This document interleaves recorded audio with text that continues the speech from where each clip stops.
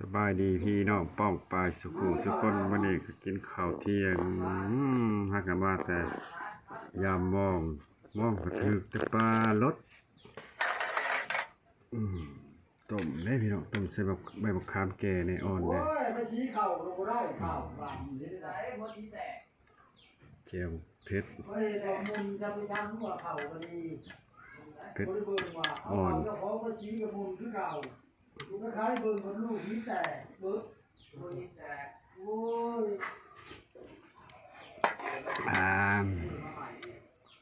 แซ่บๆน้ำกันเด้อพี่น้องเด้อปลารสอันนี้ปลาอย่างนี้ปลา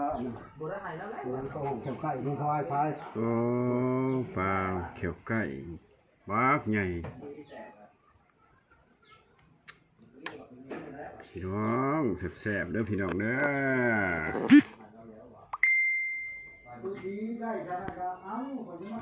ซ้ำนี่แล้วกินข้าวน้ำกันเด้อพี่น้องเด้อบ๊ายบาย